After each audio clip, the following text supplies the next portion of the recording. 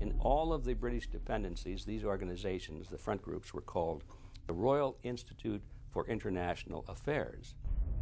In the United States, they chose a different name. They chose the Council on Foreign Relations, but it held exactly the same relationship to this inner society of Cecil Rhodes. Among the charter members were W. Averill Harriman of Union Banking, then President of the United States Woodrow Wilson's main advisor, Colonel Edward Mendell House, John D. Rockefeller, the founder of Standard Oil, banking mogul J.P. Morgan, and prominent bankster Paul Warburg. Well, the Council on Foreign Relations exists today. It's probably the most powerful single organization in America. Many observers, including myself, believe that it is the hidden government of the United States.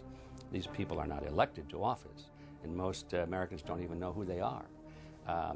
But they are holding all of the important positions in society. There are only about 4,000 of them in the United States, but I don't care what organization you want to look at, whether it's government, or whether it's universities, or the large media centers, or whatever it is. You look at the people at the tops of those organizations, the owners, the managers, the CEOs, the board of directors, and I'm going to say probably 80 to 90% of the great power centers of America are dominated by just those 4,000 people who are members of the Council on Foreign Relations.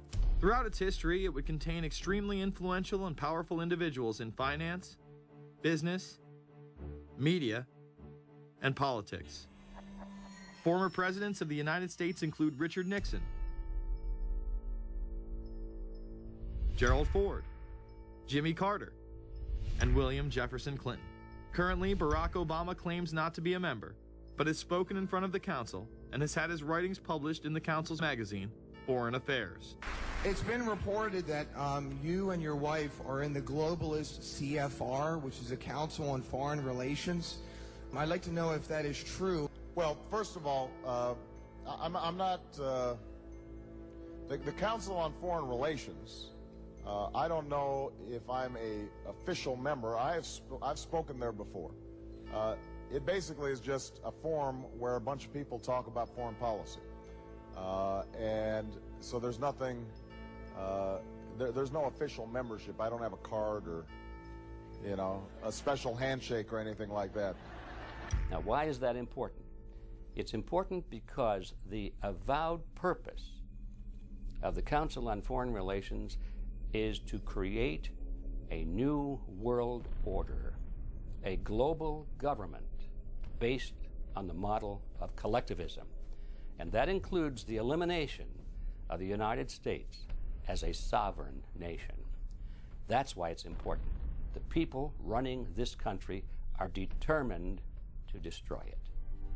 The Council was heavily criticized during the 1980s for being an organization hell-bent on destroying national sovereignty in favor of a world government.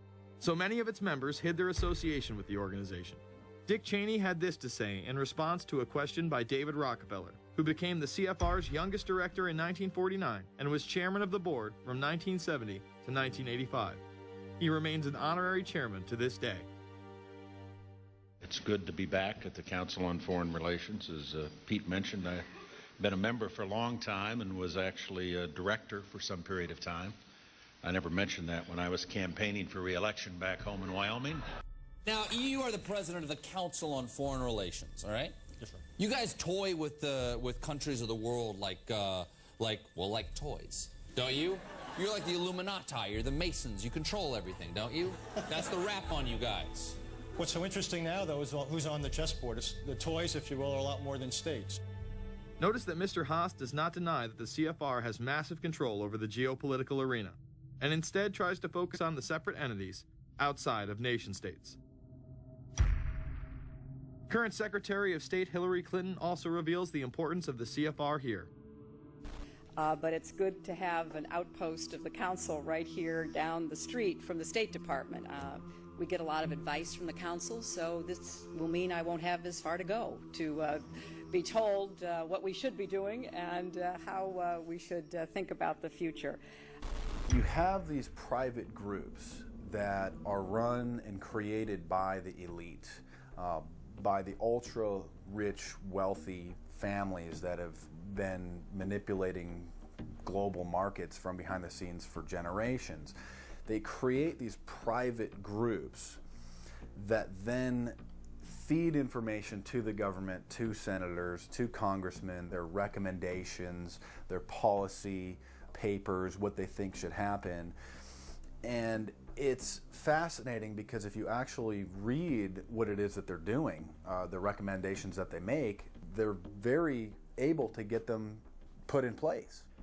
Discussions that are going on in these private groups are really talks that should be going on in Senate committees and in the halls of Congress, but they're happening with these ultra-elite groups that are then pushing their propaganda into the political mainstream, and then it's becoming enacted, it's becoming put into law.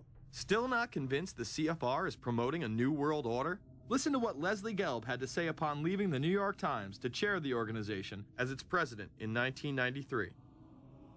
I loved it. Doing a column is a great job.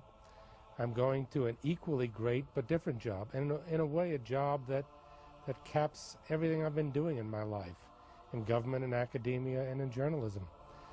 I think that's what the Council on Foreign Relations will allow me to do. Well, you know, for example, you had me and 3 or 4 other folks on this show a few months ago to talk about the New World Order, right? Exactly. Right? Bob I talk about it, you, exactly. Right. I talk about it all the time. New World Order wants a global system where one small central authority of individuals can then dictate a policy that's going to be distributed down to the rest of the world, everywhere, in the smallest little town in the middle of nowhere in some remote country. I now think it's safe to say that the Council is extremely influential on the world stage and openly promote global governance. The Council and the globalists were able to take this agenda to the next level following World War II. The United Nations was born out of the ashes of this conflict. Unlike the League of Nations, the United States not only joined this organization, they championed it. First book I wrote was The Fearful Master, a second look at the United Nations. It was written at a time when it was not popular to be critical of the UN. I mean, the United Nations was viewed by almost everybody as our last best hope for peace. It was a means, we were told, to bring humanity together and put an end to war and live in peace and harmony and promote trade and all of these good things. I wish it were any of those things, but it's not. The original charter for the United Nations was drafted in San Francisco in 1945, and the United States became a permanent member of the Security Council, along with France, the United Kingdom, the Soviet Union, and the Republic of China. The process by which other nations' belief systems could be used to erode and eviscerate our Constitution and Bill of Rights had taken a giant leap forward. The United Nations is one of the most well-known sort of globalization attempts. Its primary goal is to streamline all the governments of the world, to create a global council and to unify all the rules and all the regulations for the world. So it's essentially the precursor and an engine of this new world order. The United Nations is made up of all of the countries of the world, most of which are dictatorships of one kind or another. And you don't take a bunch of dictatorships and put them into a bag and shake it up and come out with a freedom-loving governmental unit. You come out with a global dictatorship. This was the public base of global governance. However, many other organizations have been birthed since. Even more suspect is a private group called the Trilateral Commission. David Rockefeller and Henry Kissinger are among its some 300 influential members. The Trilateral Commission, rich and powerful business and political leaders from Japan, Europe, and North America, the New York-based policy group was formed in 1973 by Chase Manhattan Bank Chairman David Rockefeller. In addition to Rockefeller, there are many other noted American members. Among them, economist Alan Greenspan, former Defense Secretary Harold Brown. George Bush was once a member but resigned last year before his unsuccessful presidential campaign. Back then, it wasn't politically wise to be aligned with what his party's right wing considered a shadow world government. The United Nations would take over America. The Trilateral Commission would control the world. Just look at its membership, they say. Current and former members include Presidents Clinton, Bush, and Carter. names like Brzezinski, Christopher, Kissinger, and Schultz, and top executives of ITT, Xerox, Exxon, and Nations Bank.